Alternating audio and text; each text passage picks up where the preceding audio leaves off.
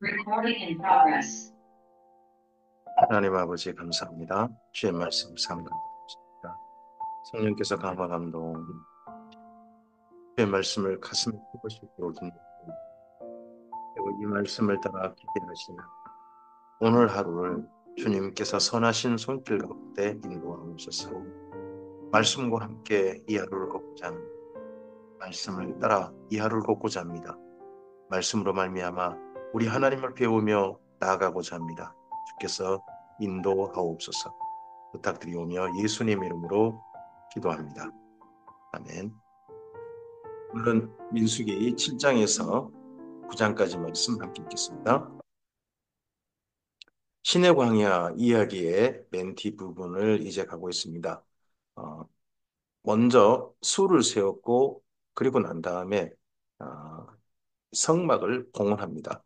봉헌 이야기가 이제 7장, 8장입니다. 7장에서는 성막을 봉헌하고 8장에서는 그 성막에서 일할 레이인을 하나님께 헌신 이렇게 표현해야 될까요? 드립니다.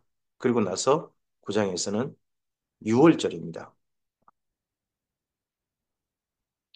민수기 7장입니다. 모세가 장막 세우기를 끝내고 그것에 기름을 발라 거룩히 구별하고 또 그 모든 기구와 제단과 그 모든 기물에 기름을 발라 거룩히 구별한 날에 성막을 구별한 날에 이스라엘 지휘관들과 그들의 조상의 가문의 우두머리들이요 그 지파의 지휘관으로서 그 계수함을 받은 자의 감독된 자들이 헌물을 드렸으니 그들이 여호와께 드린 헌물은 덮개 있는 수레 6대와 소 12마리이니 지휘관 두 사람의 수레가 하나씩이요 지휘관 한 사람의 소가 한 마리씩이라 그것들을 장막 앞에 드린지라 여호와께서 모세에게 말씀하시되 그것을 그들에게서 받아 레이인에게 주어 각기 직임대로 회막 봉사에 쓰게 할지니라. 모세가 수레와 소를 받아 레인에게 주었으니 곧 게르손 자손들에게는 그들의 직임대로 수레 둘과 소 네 마리를 주었고 무라리 자손들에게는 그들의 직임대로 수레 넷과 소 8마리를 주고 제사장 아론의 아들 이다말에게 감독하게 하였으나 고핫 자손에게는 주지 아니했어요. 고핫 자손은 어깨 매는 일만 하거든요. 그들의 성소의 직이 뭐 그 어깨를 매는 일을 하는 까닭이었다. 고핫 자손은 기억나실까요? 고핫 자손은 성물들만 있죠. 성물들만. 그리고 남은 두 가문은 이제 겉에 포장 이쪽을 하고 다른 한 가문은 그 뼈대 이쪽만 담당하고 있죠. 제단에 기름을 바르던 날에 지휘관들이 제단의 봉헌을 위하여 헌물을 가져다가 그 헌물을 제단 앞에 드리니라. 여호와께서 모세에게 이르시기를 지휘관들은 하루 한 사람씩 제단의 봉헌물을 드릴지니라 하였더라. 그러면 제단 봉헌물은 총 12일 정도 드렸겠죠. 레이 지파는 아니지만 요셉 지파가 에브라임 지파, 므낫세 지파 나뉘게 될 테니까요. 첫째 날에 헌물을 드린 자는 유다 지파 암미나답의 아들 나손이라. 암, 유다 지파부터 드립니다. 그럼 동쪽 부대, 동쪽 세 부대가 있죠. 유다 진영 그쪽을 하는 그쪽부터 드립니다. 그의 헌물은 성소의 세겔로 130세겔 무게의 음반 하나와 70세겔 무게의 은발이 하나라. 그 두 그릇에는 소재물로 기름 섞은 고운 가루를 채웠고 또 10세겔 무게의 금그릇 하나라. 그것에 향을 채웠고 또 번제물로 수송아지 한 마리와 순양 한 마리와 일년된 어린 순양 한 마리이며 속죄제물로 순념소 한 마리이며 화목제물로 소 두 마리와 순양 다섯 마리와 순념소 다섯 마리와 일년된 어린 순양 다섯 마리라. 이는 암민다답의 아들 나손의 헌물이었더라. 둘째 날에는 이사갈의 지휘관 수알의 아들 느다넬이 헌물을 드렸으니 그가 드린 헌물도 성소의 세겔로 130세겔 무게의 음반 하나와 70세겔 무게의 음발이 하나라. 그 두 그릇에는 소재물로 기름 섞은 고운 가루를 채웠고 또 10세겔 무게의 금 그릇 하나라. 그것에는 향을 채웠고 또 번제물로 수송아지 한 마리와 순양 한 마리와 일년된 어린 순양 한 마리이며 속죄제물로 순념소 한 마리이며 화목제물로 소 두 마리와 순양 다섯 마리와 순념소 다섯 마리와 일년된 어린 순양 다섯 마리라. 이는 수알의 아들 느다넬의 헌물이었더라. 셋째 날에는 스불론 자손의 지휘관 헬론의 아들 엘리압이 헌물을 드렸으니 그의 헌물도 성소의 세겔로 130세겔 무게의 음반 하나와 70세겔 무게의 음발이 하나라. 그 두 그릇에는 소재물로 기름 섞은 고운 가루를 채웠고 또 10세겔 무게의 금 그릇 하나라. 이것에는 향을 채웠고 또 번제물로 수송아지 한 마리와 순양 한 마리와 일년된 어린 순양 한 마리며 속죄제물로 순놈 한 마리며 화목제물로 소 두 마리와 순양 다섯 마리와 순염소 다섯 마리와 일년된 어린 순양 다섯 마리라.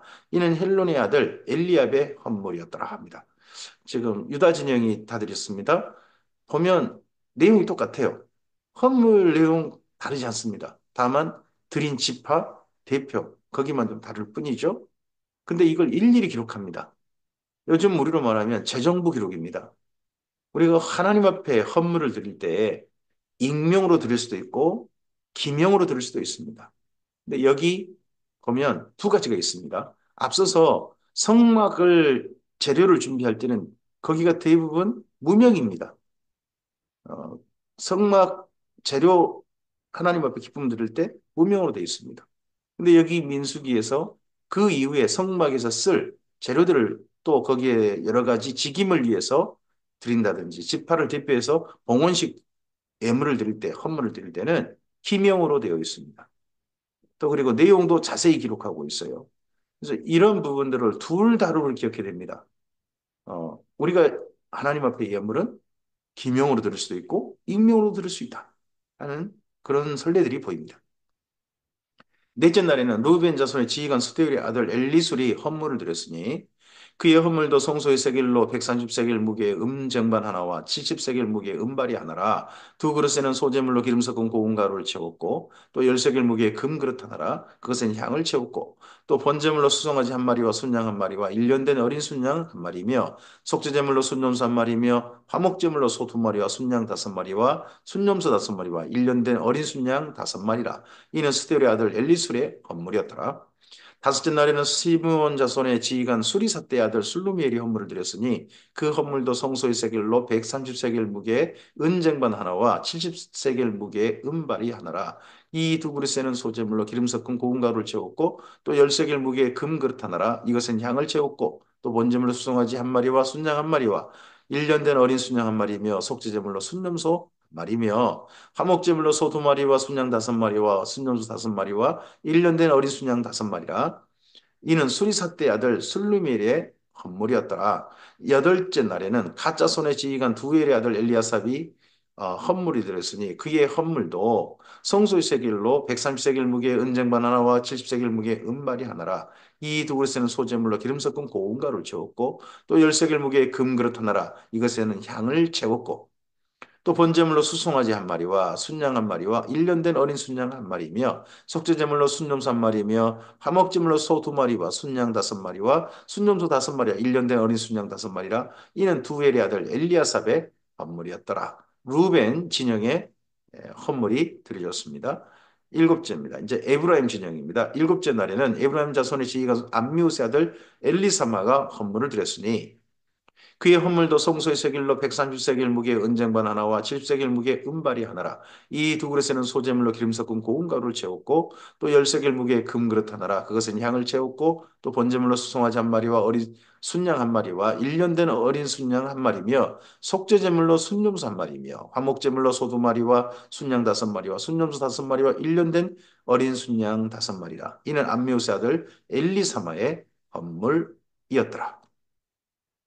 여덟째 날에는 므낫세 자손의 지휘관 부타술의 아들 가말리엘이 헌물을 드렸으니 그 헌물도 성소의 세겔로 130세겔 무게의 은쟁반 하나와 70세겔 무게의 은발이 하나라. 이 두 그릇에는 소재물로 기름 섞은 고운 가루를 채웠고 또 10세겔 무게의 금그릇 하나라. 이것에는 향을 채웠고 또 번제물로 수송아지 한 마리와 순양 한 마리와 1년 된 어린 순양 한 마리며 속죄제물로 순놈소 한 마리며 화목제물로 소 두 마리와 순양 다섯 마리와 순염소 다섯 마리와 1년 된 어린 순양 다섯 마리라. 이는 부다스리 아들 가말리엘의 헌물이었더라. 아홉째 날에는 베냐민 자손의 지휘관 기드오니의 아들 아비단이 헌물을 드렸으니 그의 헌물도 성소의 세겔로 130세겔 무게의 은쟁반 하나와 70세겔 무게의 은발이 하나라. 이 두 그릇에는 소재물로 기름 섞은 공화우를 채웠고 또 10세겔 무게의 금그릇 하나라. 이것에는 향을 채웠고 또 번제물로 수송아지 한 마리와 순양 한 마리와 1년 된 어린 순양 한 마리며 속죄제물로 순염소 한 마리이며 화목제물로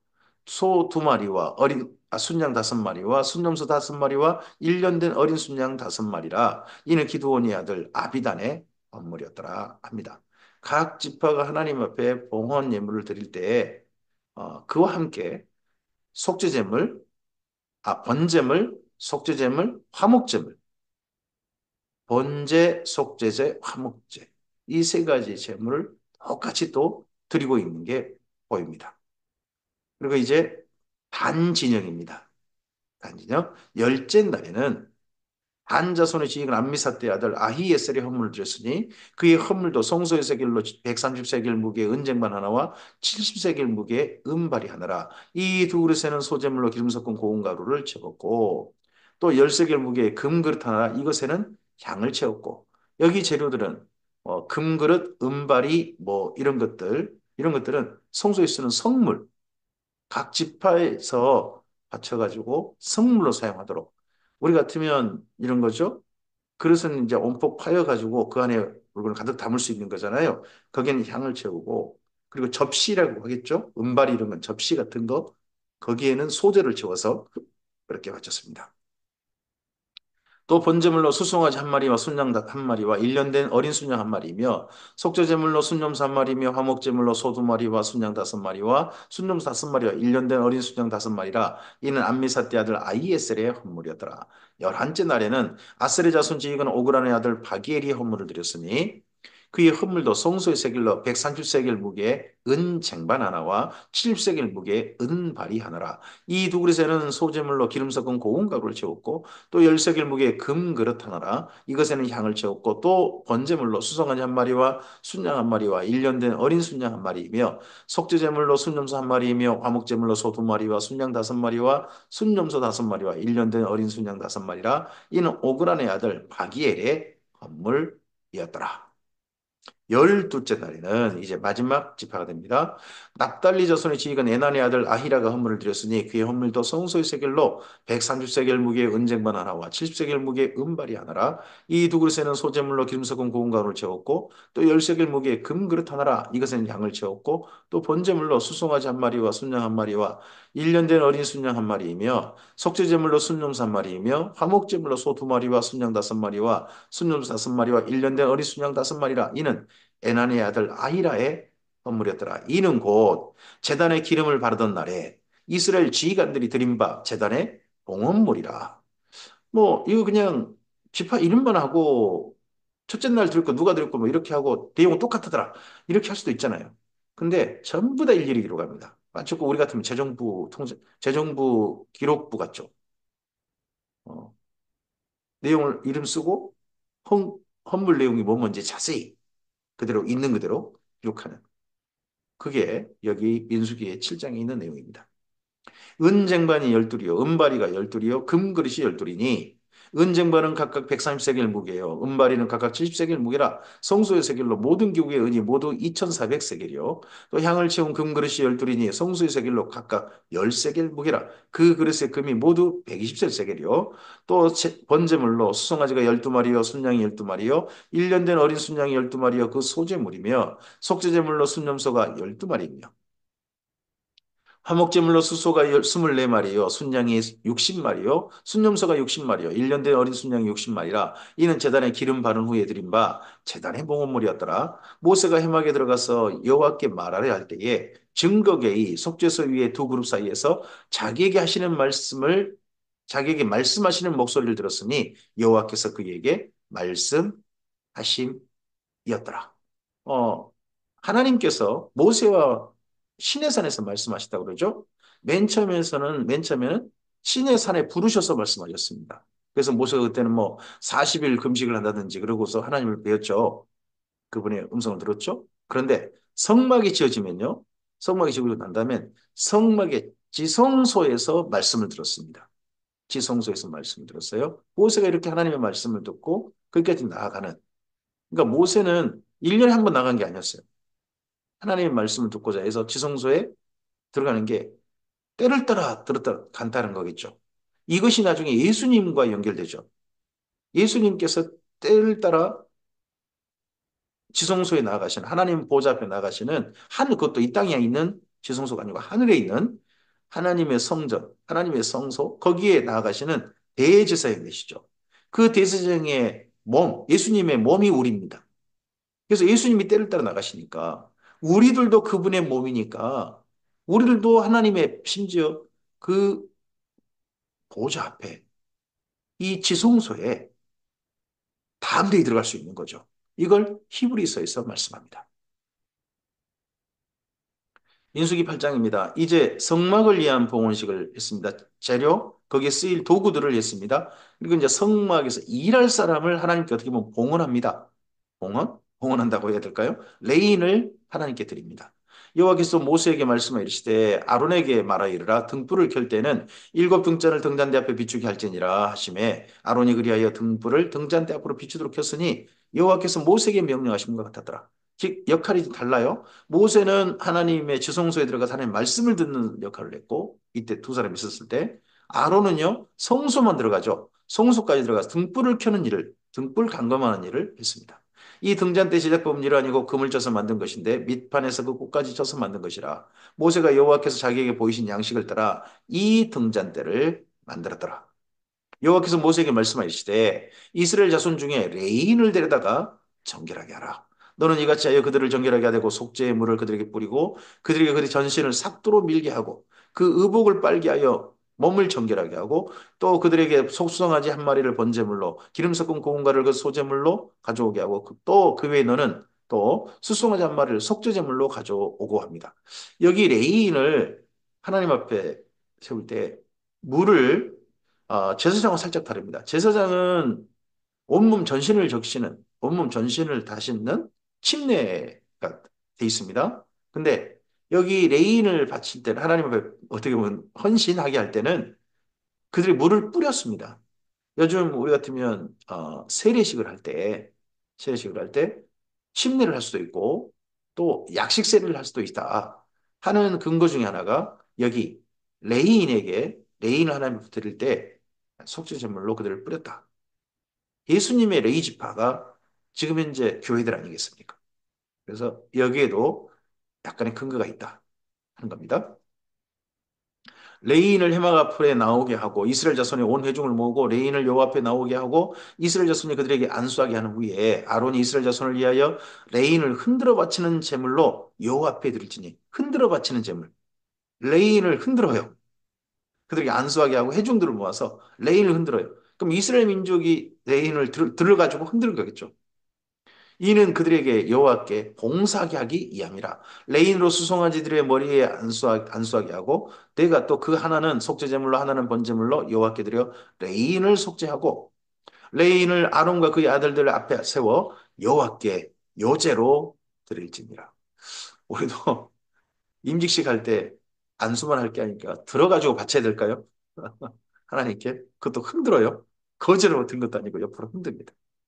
너는 이같이 이스라엘 자손 중에서 레인을 구별하라. 그리하면 그들이 내게 속할 것이라. 하나님께 속하게 되는 거죠. 내가 그들을 정결하게 하여 요제로 드린 후에 그들이 회막에 들어가서 봉사할 것이니라. 그들은 이스라엘 자손 중에 내게 온전히 드림받은 자라. 헌신이겠죠. 헌신. 온전히 드림받은 자라. 이스라엘 자손 중 모든 초태생, 곧 모든 처음 난 자 대신에 내가 그들을 취하였나니 이스라엘 자손 중에 처음 태어난 것은 사람이든 짐승이든지 다 내게 속하였으면 내가 애굽 땅에서 모든 처음 태어난 자를 치는 날에 그들을 내게 구별하였습니다. 이러므로 내가 이스라엘 자손 중 모든 처음 태어난 자 대신 레인을 취하였느니라. 이 땅의 모든 성도들을 하나님께서 누구로 부르셨습니까? 야고보서에서 말씀합니다. 첫 열매로 부르셨다고 합니다. 첫 열매. 하나님은 모두 초태생이 됩니다. 모두 초태생이 돼요. 그러니까 모두 다, 이 땅에 있는 모든 성도들은 다 하나님께 레이지파로 부름받았습니다. 하나님의 제사장으로 부름받았습니다. 이렇게 기름 붓고 임직이 이미 된 겁니다. 내가 이스라엘 자손 중에 레인을 취하여 그들을 아론과 그 아들들에게 주어 그들로 해막에서 이스라엘 자손을 대신하여 봉사하게 하며 또 이스라엘 자손을 위하여 속죄하게 했나니 이는 이스라엘 자손이 성소에 가까이 할 때 그들 중에 재앙이 없게 하려 하였음이니라. 모세 아론과 이스라엘 자손의 온 회중이 여호와께서 레인에 대하여 모세에게 명령하신 것을 다 따라 레인에게 행하였을 때 곧 이스라엘 자손이 그같이 그들에게 행하였더라. 레인이 이에 죄에서 스스로 깨끗하게 하고 그들의 옷을 빨매 아론이 그들을 여호와 앞에 요제로 드리고 또 그들을 위하여 속죄하게 정결하게 한 후에 레인이 회막에 들어가서 아론과 그의 아들들 앞에서 봉사하니라. 여호와께서 레인의 일에 대하여 모세에게 명령하신 것에 따라 그같이 그들에게 행하였더라. 요즘 교회 임직식 할 때 한 번쯤 저는 이 본문 읽을 때마다 온 교회가 그날 임직받은 일을 하나님 앞에 이렇게 여제로 들어서 흔들어 바치는 퍼포먼스 하는 건 어떨까 하는 생각을 해보기도 합니다. 근데 이거에 대해서 하는 교회가 아예 없죠. 네. 뭐 어떤 교단도 있지 않고 해서 이거 했다가 또 괜히 또 소리 들을 것 같고 구약 따라한다 할 것 같고 합니다. 근데 우리의 모든 것들은 사실은 예수님 안에서 우리가 하는 모든 것들은 구약에 대한 예수님 안의 적용입니다. 여호와께서도 모세에게 말씀하여 이르시되 레이는 이같이 할지니 곧 25세 이상으로는 회막에 들어가서 복무하고 봉사할 것이요. 레이는요 25세 이상으로 봉사합니다. 그렇죠? 25세 이상. 50세부터는 그 일을 쉬어 봉사하지 아니할 것이나 제사장은요 30세부터 50세까지였습니다. 레이는요, 25세부터 50세까지입니다. 그의 형제와 함께 해막에서 돕는 직무를 지킬 것이요, 일하지 아니할 것이라. 너는 레인의 직무에 대해서 이같이 할지니라. 여기 일하지 않는다. 이것 때문에 지금 뭐 목회직은 성직이니까 다른 일에 서는안 된다. 오직 그 일만 해야 된다. 하는 또 그런 일을 나중에 적용할 때 이런 게 다 적용된 겁니다. 그러니까 예수님 안에서 우리가 적용하는 모든 것들도요, 사실 잘 보면 구약에 근거한 겁니다. 구약을 예수님 안에 새롭게 해석한 거죠. 민수기 9장입니다. 애굽 땅에서 나온 다음의 첫째 날에 여호와께서 시내광에서 모세에게 말씀하시되 이 6월절이거든요. 근데 달짜를 잘 보셔야 됩니다. 1장에서는 보면 1장에서는 애굽에서 나온 지 둘째 해 둘째 달입니다. 여긴 그러면 둘째 해 똑같이 둘째 해인데 이제 9장도 둘째 해인데 9장은 둘째 첫째 날이에요. 첫째 날에 첫째 달. 근데 앞서서 일장은요, 둘째 달이에요. 이게 시간 순서로 보면요, 부장이 먼저예요. 그리고 성막 봉헌식은 그 다음에 한 거예요. 수를 세고 봉헌식 한 게 그 다음에 한 거예요. 그런데 일부러 여기 6월절을 9장으로 뺐어요. 왜요? 9장 후에 출발하거든요. 자, 애굽에서 유월절을 입고서 이스라엘 민족이 그 밤에 애굽에서 출발하죠. 나옵니다. 그리고 민수기 9장에서 민수기에서도요. 6월 두 번째 유월절을 지킵니다. 그리고 광야로 출발합니다. 그리고 여호수아서도요. 6월절을 길갈에서 드립니다. 그리고 난 다음에 가나안 정복을 시작합니다. 6월절은 시작으로 출발로 새 성경이 의미심장하게 두고 있습니다. 나중에 예수님의 유월절로 이게 이어지는 거죠. 이스라엘 자손에게 유월절을 그 정한 길에 지키게 하라. 그 정한 길 곧 이달 열넷째 날 해질 때에 너희는 그것을 지키되 그 모든 율례와 규례대로 지킬지니라. 그러니까 유월절은 나와서 1월 14일 저녁에 시켰다는 거죠. 1월 14일 저녁에. 그러니까 구장 사건이 시간적으로는 우선인 겁니다. 모세가 이스라엘 자손에게 명령하여 유월절을 지키라 하며 그들이 첫째 달 열넷째 날 해질 때에 시내 광야에서 유월절을 지켰을 때 이스라엘 자손이 여호와께서 모세에게 명령하신 것을 다 따라 행하였더라. 그래서 9장까지가 시내 광야 이야기가 된 겁니다. 그때 사람의 시체로 말미암아 부정하게 되어서 유월절을 지킬 수 없는 사람들이 있었는데 그들이 그날에 모세와 아론 앞에 이르러 그에게 이르되 우리가 사람의 시체로 말미암아 부정하게 되었거니와 우리를 금지하여 이스라엘 자손과 함께 정한 길에 여호와께 헌물을 드리지 못하게 하심은 어찌함이니까 모세가 그들에게 이르되 기다리라. 이제 이건 또 이제 변수가 생긴 거죠. 이 변수에 대해서 어떻게 해야 될까? 그냥 무조건 한 게 아니라 기다리라. 여호와께서 너희에게 대하여 어떻게 명령하신지 내가 들으리라. 여호와께서 모세에게 말씀하여 이르시되 이스라엘 자손에게 말하 이르라 너희나 너희 후손 중에 시체로 말미암아 부정하게 되든지 먼 여행 중에 있다 할지라도 다 여호와 앞에 마땅히 유월절을 지키되 둘 둘째 달 열넷째 날 해질 때에 그것을 지켜 어린 양에게 무교분과 쓴나물을 아울러 먹을 것이요. 여기 보면 둘째 달 열넷째 날로 돼 있어요. 첫째 딸이 돼야 되는데 아침까지 그것을 조금도 남겨두지 말며 그 뼈를 하나도 꺾지 말아서 유월절 모든 율례대로 지킬 것이니라. 여기는 민수기 9장 11절은 아무리 봐도 조금 달짜 표시가 잘못된 것 같죠? 첫째 달 열넷째 날이 돼야 되거든요. 이건 둘째 달 열넷째 날로 해놨으니까 이건 조금 맨 처음에 썼을 때는 어떻게 될지 모르지만 나중에 고장이 난 것 같습니다. 고장이 났는데 이거 이스라엘 민족 보면 딱 보이겠죠? 이걸 성경을 쓰는 분들은 보였을 겁니다. 필사하는 분들은. 근데 안 고친 겁니다. 앞에 쓰신 분이 그대로 그들 눈에 잘못된 게 뻔히 보여도 그대로 써주는 겁니다. 그대로 쓰는 바람에 성경이 약간의 이런 숫자나 고장이나 이런 뭐 지명, 이름 이런 고장이 있어도 그 내용, 본래 내용 진리에 있어서는 어긋남이 없이 보존되게 되는 방법이 된 거죠. 그러나 사람이 정결하기도 하고 여행 중에 있지 아니하면서 유월절을 지키지 아니하는 자는 그 백성 중에서 끊어지리니 이런 사람은 그 정한 기일에 여호와께 헌물을 드리지 아니했은즉 그 죄를 담당할지며 만일 타국인이 너희 중에 거류하여 여호와 앞에 유월절을 지키고자 하면 유월절 율례대로 그 규례를 따라서 행할지니 거류민에게나 본토인에게나 그 율례는 동일할 것이니라.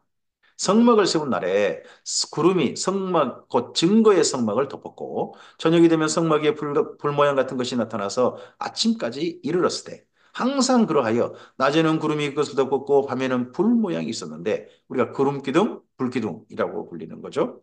구름이 성막에 떠오른 해에는 이스라엘 자손이 곧 행진하였고 구름이 머무는 곳에 이스라엘 자손이 진을 쳤으니 이제 드디어 행진을 이 시내 광야 이후 행진을 구름을 따라 불기둥을 따라 하고 있는 게 보입니다. 이스라엘 자손이 여호와의 명령을 따라 행진하였고 여호와의 명령을 따라 진을 쳤으며 구름이 성막 위에 머무는 동안에는 그들이 진영에 머물렀고 구름이 성막 위에 머무는 날이 오를 때에는 이스라엘 자손이 여호와의 명령을 지켜 행진하지 아니하였으며 혹시 구름이 성막 위에 머무는 날이 적을 때에도 그들이 다만 여호와의 명령을 따라 진영에 머물고 여호와의 명령을 따라 행진했습니다. 지금은 우리 교회에게 구름 기둥, 불 기둥이 나타나지는 않습니다. 하지만 하나님께서 다 기록하게 하신 성경 말씀이 모르겠습니다. 하나님의 명령은 이제 우리의 성경에서 찾을 수 있습니다. 우리 교회에게 어디에다가 예배당을 지어라? 하나님은 그렇게 하지는 않습니다. 교회 예배당이 하나님 중요하신 게 아니라 하나님의 사람들이 하나님의 성전이기에 하나님의 사람들이 중요하고 그 사람들을 하나님의 성전답게 인생을 살게 하시고 이 땅에 파송하시는 게 중요하시죠. 그래서 우리는 성경 말씀에서 하나님의 말씀을 따라 주님의 교회가 어떻게 이 땅 가운데 살아야 할지, 하나님께 어떻게 봉사해야 될지, 우리 인생을 어떻게 살아야 할지가 성경 말씀을 따라 진행할 수 있는 겁니다. 말씀을 따라 살아가는 것, 그 말씀에 순종하는 것, 그것이 여기 이스라엘 민족의 광야 행전을 우리가 모범을 삼아서 우리의 삶 속에 적용하는 것이겠죠. 혹시 구름이 저녁부터 아침까지 있다가 아침에 그 구름이 떠오를 때는 그들이 행진하였고 구름이 밤낮 있다가 떠오르면 곧 행진하였으며 이틀이든지 한 달이든지 1년이든지 구름이 성막 위에 머물러 있을 동안에는 이스라엘 자손이 진영에 머물고 행진하지 아니하다가 떠오르면 행진하였으니 곧 그들이 여호와의 명령을 따라 진을 치며 여호와의 명령을 따라 행진하고 또 모세를 통하여 이르신 여호와의 명령을 따라 여호와의 직임을 지켰더라. 진영을 하게 하고 레이지파대로 또 아론 가문은 제사장의 직임은 제사장의 직임대로 진영에 머무르고 이 모든 것들 다 하나님의 직임을 지켰는데 그 모든 것들 하나님의 명령을 따라 이렇게 했습니다. 명령을 따라 행진하기도 하고 명령을 따라 멈추기도 하고 명령을 따라 진을 쳐서 또 그곳에서 성막에서 모든 일을 감당했습니다. 오늘 이러한 이스라엘 민족의 행진에 있어서 한 가지 모범, 명령을 따라. 이 부분은 우리의 마음속에 분명하게 기억되어야 될 것입니다. 오늘 여기까지 말씀입니다. 여기까지 하고서 이제 이 다음 말씀은 드디어 광야 행진을 시작합니다. 그 내용 10장으로 이어져 갑니다. 우리들도 하나님의 말씀을 바꿔서 예수님 안에서 드려져서 그리고 예수님과 함께 이제 행진하는 삶으로 초대받았습니다. 지금까지 예수님과 함께 걸어온 인생길이 주님 안에서 하나님의 생명책에 아름답게 기록되는 오늘이었으면 좋겠습니다. 오늘도 예수님과 함께 출발한 행진의 날이었으면 좋겠습니다. 예수님과 함께 진치고 예수님과 함께 이 땅 가운데서 우리의 직임을 지키고 예수님과 함께 머무르기도 하고 하는 우리의 삶이었으면 좋겠습니다. 그런 말씀을 따른 우리의 삶 가운데 주께서 함께 하시길 바랍니다. 성령의 도우심이 오늘 하루도 가득하시기를 주님의 이름으로 축복합니다. 감사합니다.